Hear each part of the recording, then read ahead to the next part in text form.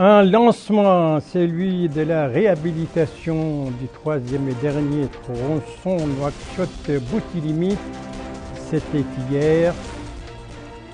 Un débat, celui organisé hier soir par Mauritania, bilan de l'action gouvernementale durant l'année écoulée, est passé au peigne fin au cours de ce débat. Une évolution, celle de la pandémie de la Covid-19, marquée par une augmentation des cas de guérison et un recul des nouveaux cas.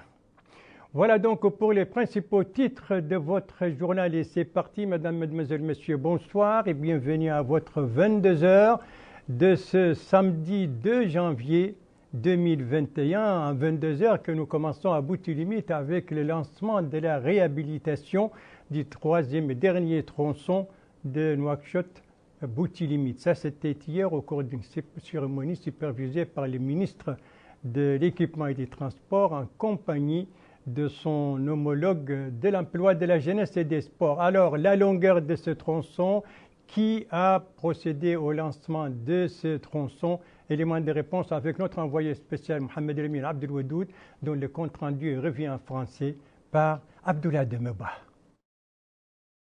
Le coup d'envoi des travaux de réhabilitation du troisième et dernier tronçon de l'axe routier Nouakchott-Boutilimite a été donné par le ministre de l'Équipement et des Transports, Mohamedou Ahmedou Mohamed, d'une longueur estimée à 42 km. La réalisation de ce tronçon est assurée par le consortium d'entreprises GTM et Bâtir.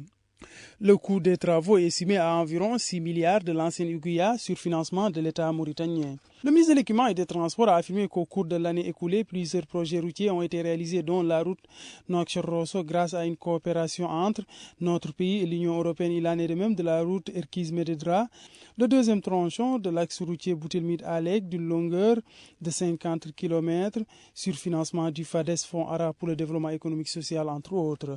Il a enfin évoqué les projets de construction d'infrastructures de transport, particulièrement dans la capitale, dont la réalisation de 2 ponts, l'extension du réseau urbain dans certains endroits de la ville de Nouakchott, entre autres. Le maire de Boutilimite, Issa Ouragel, a pour sa part fait part de l'utilité de ce projet de réhabilitation de cet axe routier, se dit-il au grand bonheur des habitants. La délégation a par ailleurs suivi une explication détaillée sur les composantes de ce troisième tronçon qui doit être construit pour une durée de 20 mois. Ainsi, dans le cadre des travaux de réhabilitation de ce tronçon, une dizaine de jeunes vont bénéficier d'une formation dans ce cadre. C'est grâce à une coopération entre le secteur de l'équipement et des transports et celui de l'emploi, de la jeunesse et des sports. Voilà donc pour cette cérémonie de lancement des travaux de réhabilitation de ce troisième et dernier tronçon Nouakchott-Boutilimite. C'était donc hier un tronçon long de 42 km. Venons-en maintenant à notre page médicale. La page médicale, bien sûr, est exclusivement consacrée à la pandémie de la Covid-19 et à son évolution. On va voir comment les choses se présentent en ce samedi 2 janvier 2021, le nombre des cas nouveaux, le nombre des décès, le nombre des guérisons. On va voir tout cela avec le point de presse quotidien du ministère de la Santé de ce soir, un point de presse animé par le directeur de l'information stratégique et de la surveillance épidémiologique. Nous avons enregistré 96 nouveaux cas Covid-19, dont 7 cas parmi les contacts et 89 cas communautaires. Nous avons aussi enregistré 261 nouvelles guérisons et malheureusement 4 nouveaux décès. Le cumul des cas positifs depuis le début de la pandémie est de 14 677, dont 8 865 parmi les contacts et 5 627 cas communautaires et 185 cas importés. Le cumul des guérisons enregistrées depuis le début de la pandémie est de 11 913. Et malheureusement, le cumul de décès est de 353. Nous avons aujourd'hui 2411 cas actifs, dont 2259 asymptomatiques, 83 avec une symptomatologie légère et 69 cas graves. Pour la répartition des nouveaux cas positifs par Mougata'a, un nouveau cas a été enregistré à Amourch, 2 à Nema, 1 à Timbedra, 2 à Lioun, 1 à Koubani, 1 à Tantan, 1 à Boutilimit, 1 à Medredra, 5 nouveaux cas à Nouadhibou, 2 à Tijikja, 6 au Ksar, 4 à Sebkha, 31 nouveaux cas ont été enregistrés à Tefraq Zeyna, 4 à Dar Naïm, 14 à Tayert, 4 à Toujounin, 12 nouveaux cas à Arafat et 4 à Riyad. Aussi, durant les dernières 24 heures, 1253 tests ont été réalisés, dont 272 tests de suivi et 981 tests de diagnostic, distribués sur 714 tests rapides TDR et 267 PCR. La répartition des nouveaux tests par région, 93 ont été réalisés durant les dernières 24 heures à Houd Sharqi, 19 à Houd Gharbi, 65 à Asaba, 16 au Gorgol, 102 nouveaux tests au Brakna, 31 à Trarza, 13 nouveaux tests à Nadrar, 83 à Dakhlet Nouadhibou, 21 au Tagan, 52 nouveaux tests au Gidimaka, 7 nouveaux tests au Tirzamour, 105 à Nishiri, 421 nouveaux tests ont été réalisés à Nouakchott Ouest, 168 à Nouakchott Nord et 57 nouveaux tests ont été réalisés à Nouakchott Sud. Le cumul des tests réalisés depuis le début de la pandémie est de 153 365, dont 22 659 tests de suivi et 130 666 tests de diagnostic, répartis en 103 242 tests rapides TDR et 27 424 tests PCR. Voilà, donc c'était l'évolution de la situation épidémiologique de la COVID-19, une évolution caractérisée ce soir par 291 guérisons, 96 nouveaux cas et malheureusement 4 décès. C'est l'évolution donc en ce samedi 2 janvier 2021. Donc une nouvelle année commence 2021, une année s'est achevée 2020, une année donc qui a été marquée par la COVID-19 et c'est l'heure est au bilan de l'action gouvernementale durant l'année écoulée, une action malgré donc une année difficile marquée par cette COVID-19. Et c'est dans le cadre justement de ces bilans que la Mauritanie a organisé hier un grand débat avec participation de plusieurs ministres, mais aussi avec le délégué général de Tazor qui était présent. Il y avait aussi les principaux responsables des partis politiques, aussi bien de l'opposition que de la majorité. Alors, ce débat donc, sur les bilans de l'action gouvernementale durant l'année écoulée, Mohamed Khattat, vous l'avez suivi très attentivement. Qu'est-ce qui en est sorti ? C'est un débat à la fois franc et contradictoire, mais aussi un bilan annuel riche en enseignements sur les politiques publiques menées par le gouvernement au cours de cette difficile année 2020 qui vient de s'achever. Le débat d'El Mauritania d'hier soir a opposé membres du gouvernement, hommes politiques, de la majorité et de l'opposition, presse libre, blogueurs, pour ne rien manquer d'être transparent, persuasif et convaincant.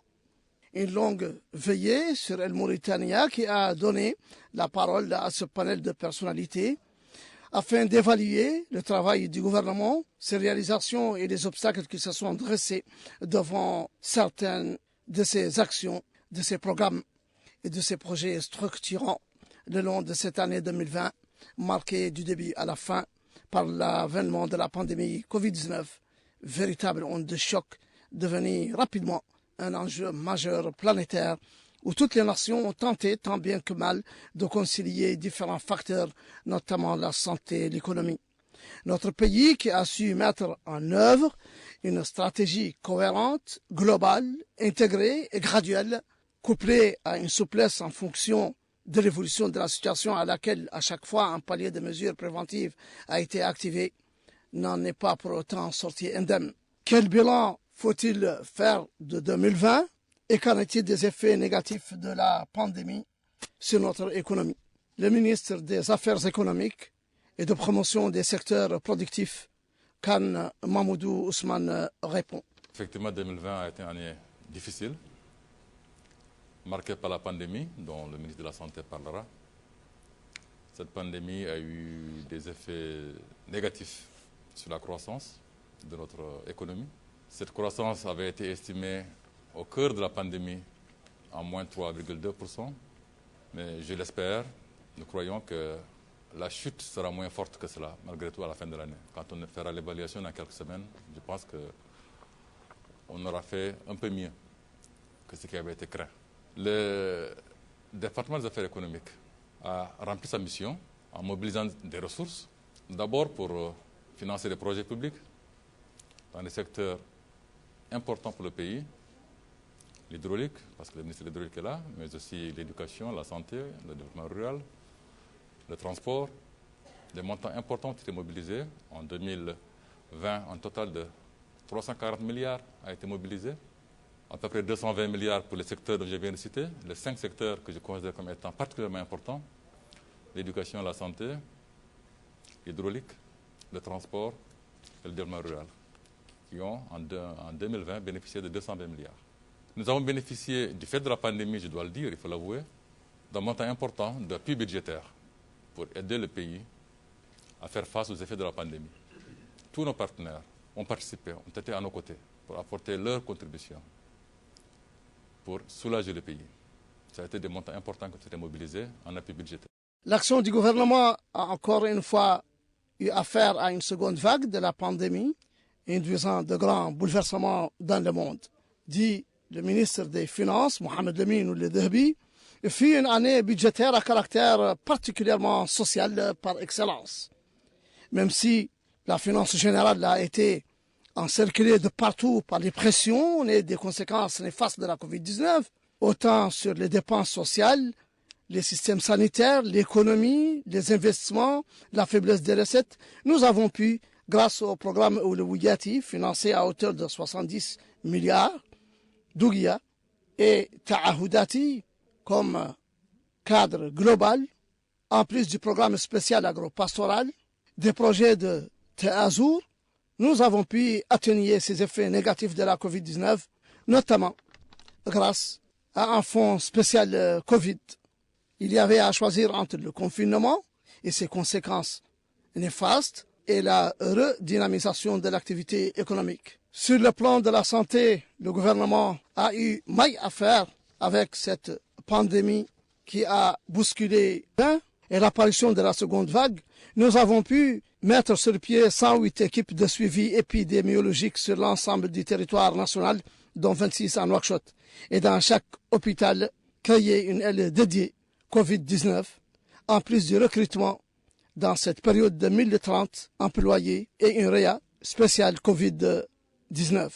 Le secteur de l'hydraulique et de l'assainissement est un des 5 secteurs placés en première ligne pour affronter la pandémie du coronavirus.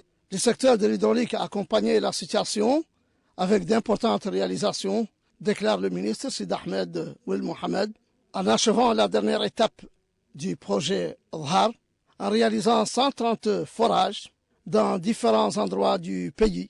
Tout cela pour mettre à disposition des populations l'eau potable. À son tour, le délégué général à la solidarité nationale et la lutte contre l'exclusion Ta'azour, M. Mohamed Mahmoud Ould Bouasriya, a indiqué que la délégation Ta'azour a été d'un grand apport dans la réalisation des programmes arrêtés au cours de l'année écoulée, notamment des actions sociales et des interventions qui ont permis l'accès aux services de base des populations pauvres et vulnérables. Le débat a également donné lieu à des échanges et des interventions de la classe politique qui, tant dans le camp de la majorité que de l'opposition, a tantôt loué ou émis des réserves sur l'action du gouvernement au cours de l'année écoulée, saluant au passage le climat apaisé et l'ouverture politique instaurée par le président de la République, Mohamed Ould Cheikh Al-Qazouani. Voilà, c'était donc un résumé du débat organisé hier soir par Mauritania sur l'action gouvernementale durant l'année écoulée, un bilan où l'action du gouvernement donc a été passée au peigne fin, en tout cas malgré la pandémie de la Covid-19 qui a sévi et qui continue de sévir durant l'année donc 2020 et qui continue dans 2021. Donc durant l'année 2020, vous l'avez entendu, les projets ont continué, n'ont pas tout à fait souffert de cette pandémie. Merci de suivre, bien sûr, avant de quitter ce dossier. Je vous rappelle qu'un autre bilan sera fait après ce journal dans le programme Une rencontre spéciale. Son invité ce soir sera le ministre de la fonction publique, du travail et de la modernisation de l'administration. Donc, il sera l'invité de mon confrère Yed Ali Fall. On va voir donc le bilan, l'action de ce département durant l'année écoulée. Ce sera tout à l'heure après ce journal. Merci de suivre les JTF de Mauritanie. La suite du journal avec toujours la sensibilisation et d'autres actions à l'intérieur du pays, ce qui va nous conduire dans 4 wilayas plutôt. C'est le Hod et Charqi, le Gorgol, l'Adrar. Et bien entendu, on va voir d'abord commencer par la sensibilisation au niveau d'Atar, la capitale de l'Adrar, et Niéré Walo, c'est une localité du Gorgol.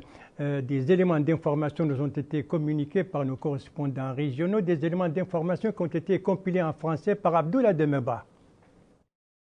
Au niveau de la commune de Néré-Walo, relevant de la Moukata de Kédi, le collectif des organisations non gouvernementales opérant sur place est à pied d'œuvre dans le cadre de la lutte contre la Covid-19. Ainsi, des équipes ont été dépêchées au sein des marchés, bâtiments administratifs, infrastructures sanitaires et lieux de culte afin de désinfecter ces lieux. Ces équipes sont aussi à pied d'œuvre au niveau de la localité de Silla avant leur déploiement au sein des communes de Lixeibe et Djowol. Après le lancement officiel de cette campagne, par le Wali du Gorgol au niveau de Kaïdi, la désinfection des centres de santé, des postes de santé, des lieux publics comme les mosquées et même les marchés. Nous sommes là aujourd'hui dans la commune de Néré-Walo. Après, nous serons dans la commune de Djowol, dans la commune de Lixeiba éventuellement. En plus de cette opération de désinfection des lieux publics, le collectif mène aussi des campagnes de sensibilisation pour le respect des mesures barrières face au Covid-19. Ici, nous sommes présents avec l'équipe du collectif d'ONG national opérant dans le Gorgol qui ont engagé une opération importante de sensibilisation et de désinfection dans le cadre de la lutte contre le Covid-19 qu'ils ont entamé depuis hier et aujourd'hui c'est autour de la commune de Néré-Walo. L'équipe a commencé par Néré-Walo ville où ils ont désinfecté l'hôtel de ville, le poste de santé de Néré-Walo et une mosquée à Néré-Walo. À Atar, c'est l'association Genre, Culture, Diversité et Développement qui s'active dans le cadre de la lutte contre cette seconde vague du Covid-19. Ainsi, en collaboration avec certaines associations afin de mieux faire connaître les mesures préventives face au Covid-19 et procéder à la distribution de masques sur place. Ils se sont rendus au sein des marchés pour cette opération. Ce membre de cette association déclare que cet acte rentre dans le cadre des efforts afin d'appuyer les actions qui ont été menées par les pouvoirs publics. Cette ONG, dit-elle, a distribué au niveau de celui-là, 160 masques dans ce marché. Cet autre acteur a évoqué l'objectif de cette action en plus de la distribution de masques. Il demande aux citoyens de respecter les mesures barrières. L'adjoint au maire d'Atar a quant à lui mis en avant les bonnes dispositions de la municipalité à accompagner les organisations de la société civile. Il a aussi remercié les autorités administratives pour avoir facilité le déroulement de cette campagne. Voilà, après le Gorgol et l'Adrar, on va se rendre maintenant au Hod de Charqi avec deux bonnes nouvelles pour les populations de Néma. D'abord avec le lancement du programme, donc, de construction de complexes résidentiels en milieu urbain et l'établissement de complexes villageois en milieu rural. Ça fait l'objet d'une réunion aujourd'hui, d'une mission de Tazor à Néma, après son arrivée, réunion supervisée par le Wali. Le programme prévoit la construction de 250 logements décents pour les franges fragiles de la population à Néma et d'autre part la construction de logements pour 11 villages au niveau de la wilaya du Hod et Charqi. Ça, c'est cette réunion donc tenue par la mission de Tazor aujourd'hui dans la capitale du Hod et Charqi. Une réunion présidée par le Wali avec participation du Hakem et du délégué régional du ministère de l'Habitat, de l'Urbanisme et de l'Aménagement du territoire.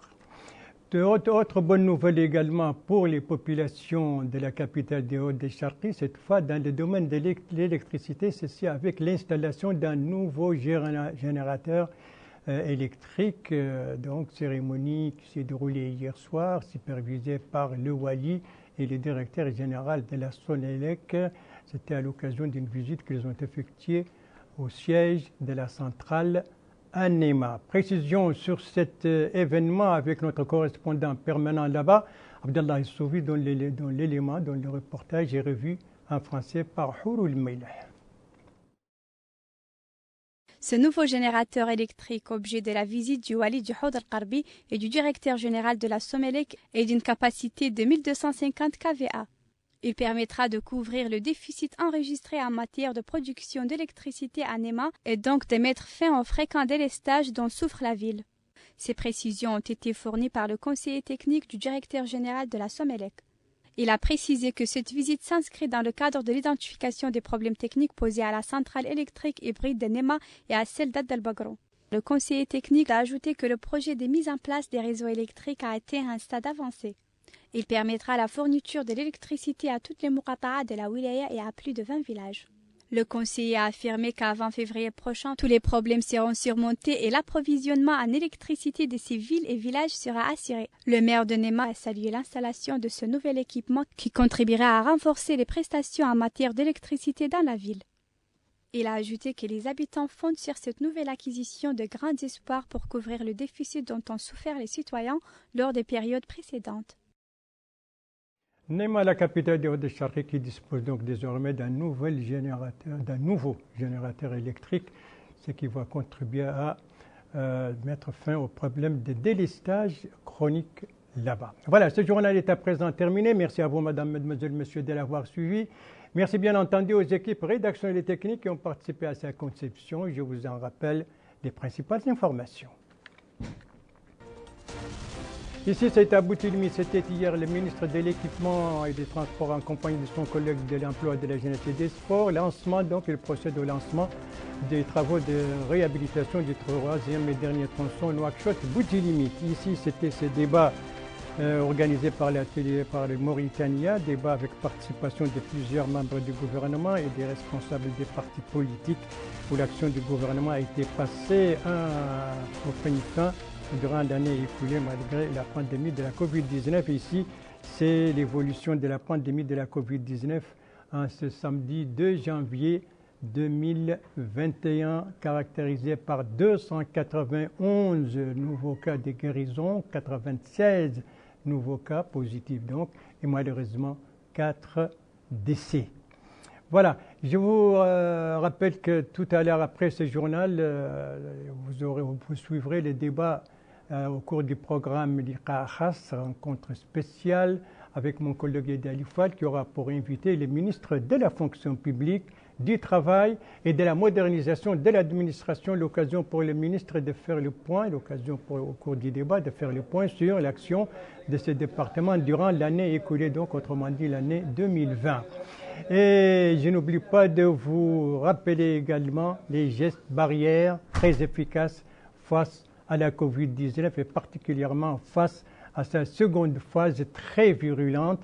Eh bien, ces gestes barrières sont très simples. Il faut tout simplement rester chez vous et ne sortir que par nécessité. Et si vous sortez par nécessité, eh bien, n'oubliez pas votre masque et n'oubliez pas non plus de respecter la distanciation sociale, autrement dit, au moins 1,50 m par rapport aux autres. Vous le voyez, ce sont des gestes très simples et qui dépendent de chacun de nous, des gestes qui permettent de sauver des vies. Votre santé est entre vos mains. Prenez soin de vous pour vous protéger et pour protéger les autres. Et si vous aimez vos proches, eh bien, pas d'approche et pas non plus de reproches. Cela dit, le JTF reviendra demain à la même heure, 22h, et vous serez en compagnie, suivant le planning des services, vous serez en compagnie d'Endei Sao Sidi. Quant à moi, il ne me reste plus qu'à vous souhaiter une très très bonne fin de soirée, une très très bonne fin de semaine et encore une fois, une très bonne et heureuse année 2021. et je l'espère sans Covid-19. Et sur ce, je vous donne rendez-vous, Inch'Allah, vendredi prochain à la même heure, 22h. Bonsoir.